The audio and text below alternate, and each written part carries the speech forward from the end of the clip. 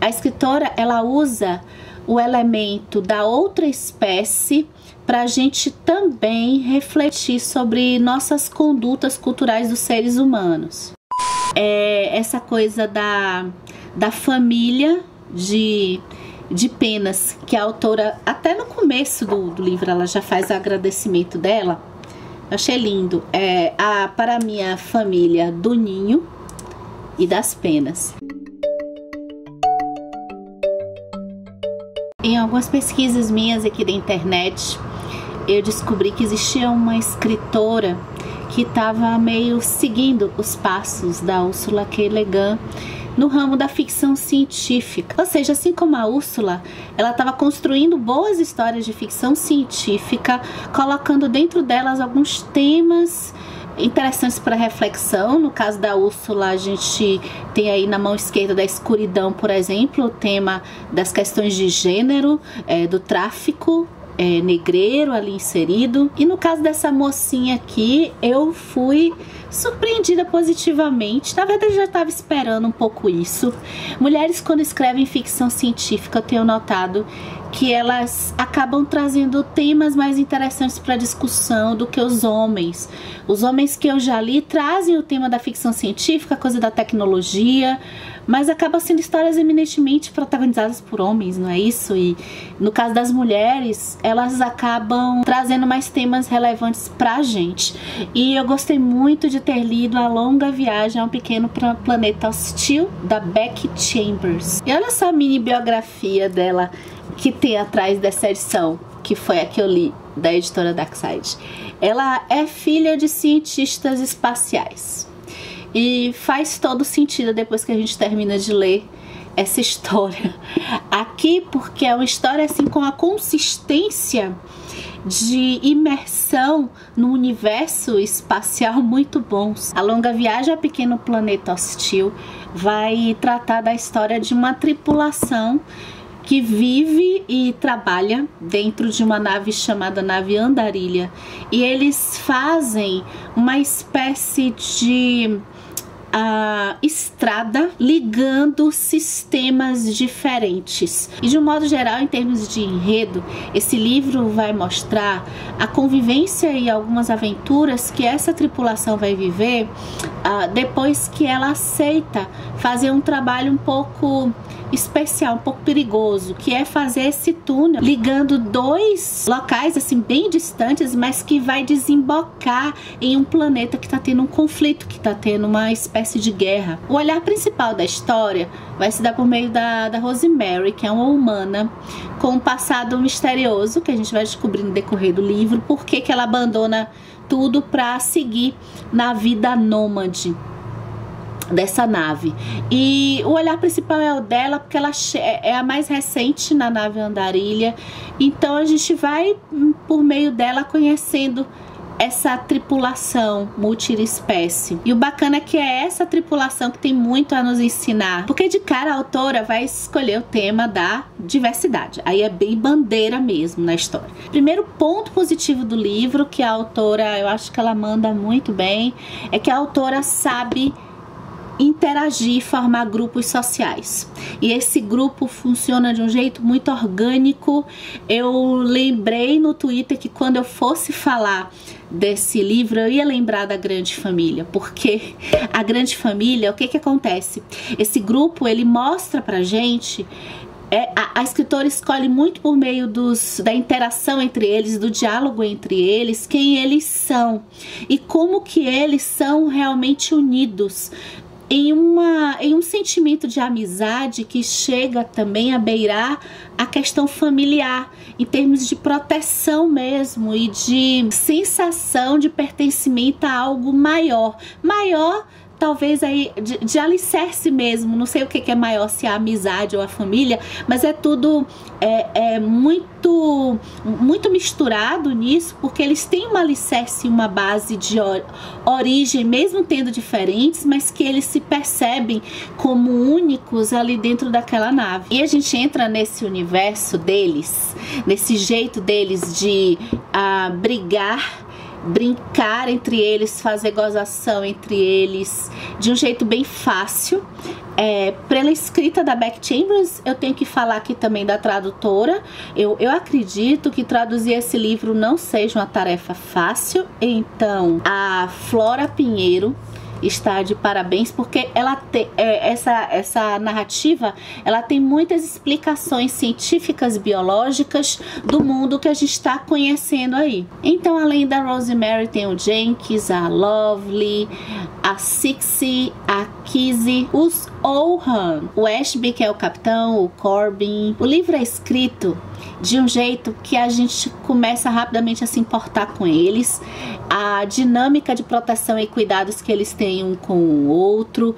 E esse não é um livro de muita ação, muitas cenas de ação, mas quando elas acontecem, elas são tensas, e muito por conta do fato da escritora ter elaborado os personagens e as relações entre eles de um jeito que deixa a gente muito tenso e preocupado com a sobrevivência deles. Além do tema da diversidade, a gente vai poder ver aqui algumas situações nesse mundo espacial demais por interessantes, como por exemplo a coisa de ser nômade, o que leva essas pessoas não, né? Esses seres de origens tão diferentes, cada um com a sua motivação, entrar em um grupo de pessoas desconhecidas para cavar buracos no espaço e dar culpa por talvez ter pessoas conhecidas em algum planeta e poder constituir uma família. Então, será que essa vida nômade seria uma vida temporária e depois seria a hora de terminar essa vida nômade? Ou as razões de se viver uma vida por um propósito que se acredita? Trabalhar juntos em meio das diversidades culturais pode ser um aprendizado muito interessante. A escritora, ela usa o elemento da outra espécie para a gente também refletir sobre nossas condutas culturais dos seres humanos. O tema do naturalismo é colocado pela escritora de um jeito que eu achei magistral. Ela coloca os seres humanos, assim, eles não foram totalmente os vilões da destruição do planeta Terra. O planeta Terra foi destruído e os seres humanos foram para Marte.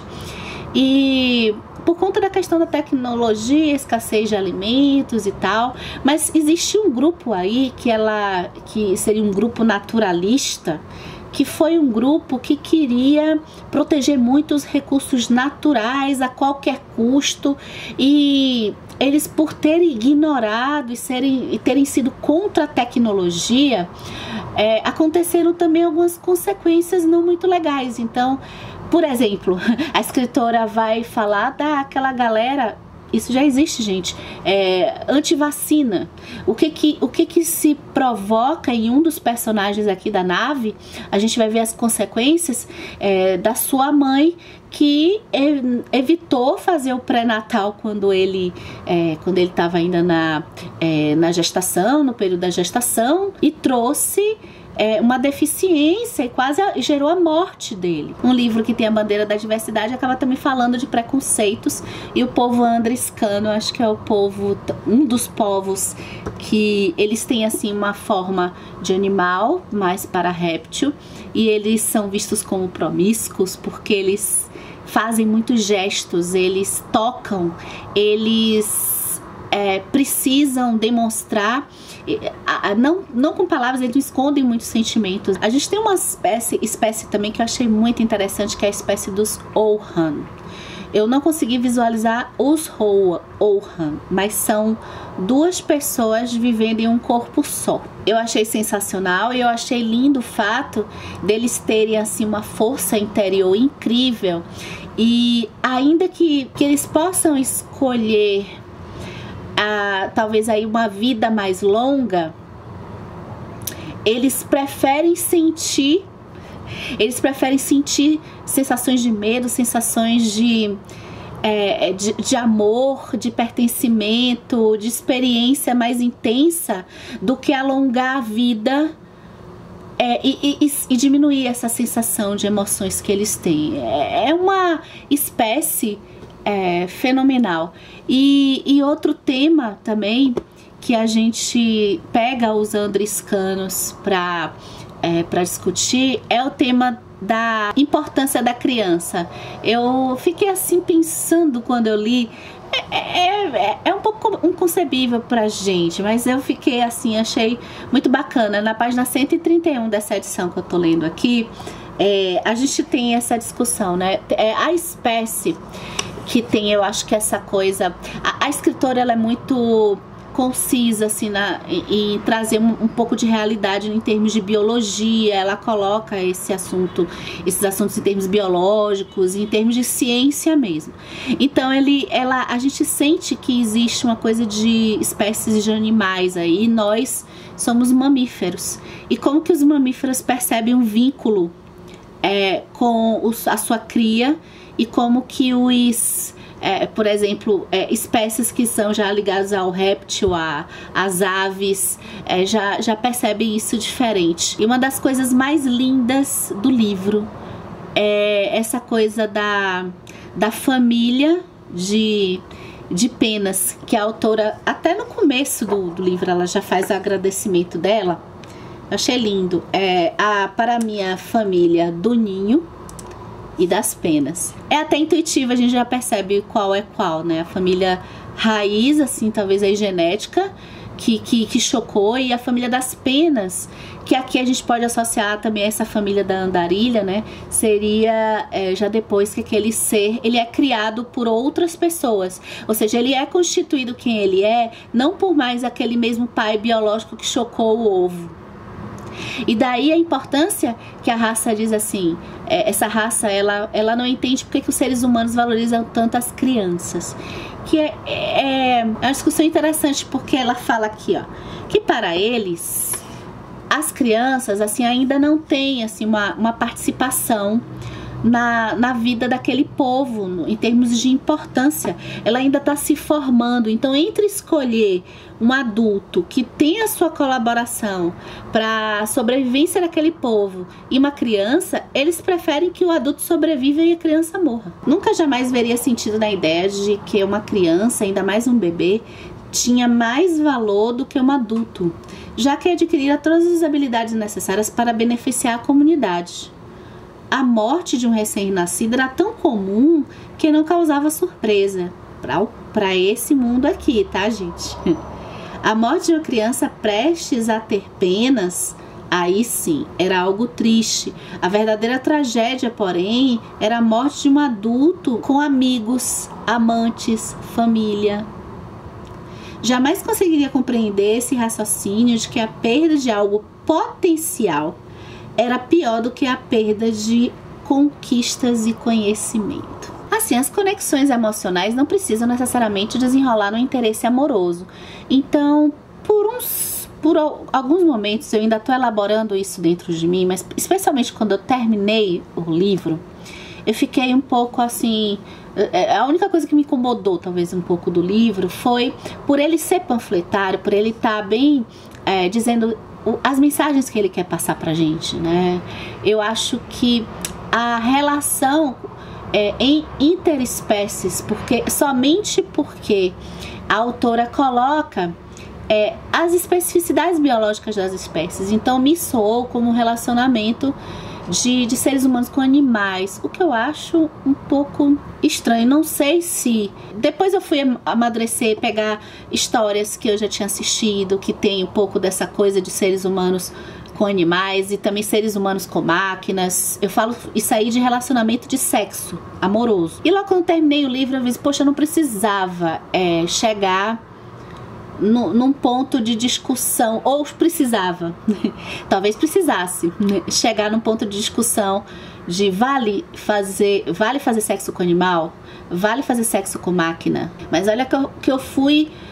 O livro foi se distanciando e eu fui fazendo aquilo que eu aprendi ano passado. Eu fui fazer a tal da análise watsoniana. Eu fui entrar dentro desse universo aqui para perceber para tentar entender e me acalmar mais com essa situação do sexo.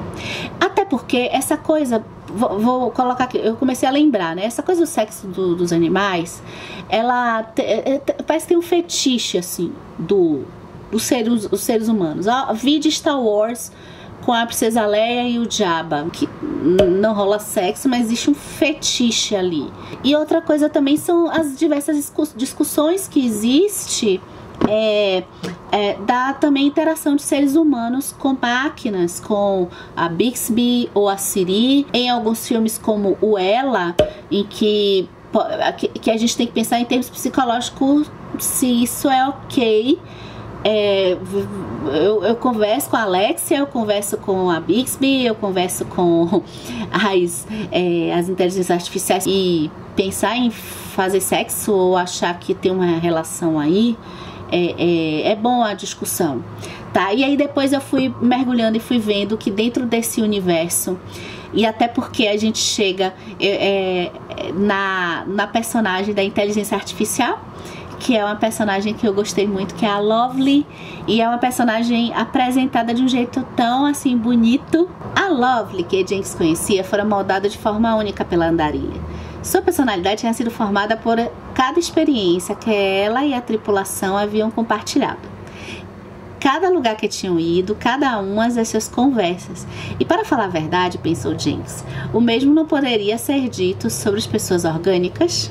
Elas não nasciam todas com o mesmo software humano inicial básico, que era moldado e modificado com o passar do tempo? Na opinião de Jenks, a única diferença real no desenvolvimento cognitivo de humanos e IAs, inteligência artificial, né, era a velocidade. É muito boa a discussão dessa Beck Chambers, né? O que nos faz humanos, o que nos faz máquinas, é toda a questão da consciência artificial, que tem em Westworld, que tem em Blade Runner. O dilema da Lovely é um dilema tão bonito de pensar, porque ela adquire essa consciência, ela atua na nave andarilha e ela vive a questão de se ela vai fazer que nem o gênio do Aladdin. Liberdade. Você é prisioneiro? Isso faz parte do meu destino de gênio. Poderes cósmicos e fenomenais. Dentro de uma lâmpadazinha. Né? Então assim, ela pode pegar, fazer meio que um upload dessa consciência para um corpo e ter a liberdade desse corpo de ir para onde quiser, mas uma limitação cognitiva. Ou ela pode continuar com essa cognição infinita dentro da nave andarilha, dentro de uma lampadazinha. Enfim, essa leitura foi ótima e ela foi mais assim, o melhor dela foi poder pensar em tanta coisa depois que ela acabou. Eu acho que é para isso que a leitura serve, né? Então fica aqui a dica, me conta se vocês leram A Longa Viagem ao Pequeno Planeta Hostil. E fica aqui à vontade para deixar nos comentários se você já pensou hoje na sua família do ninho e na sua família das penas.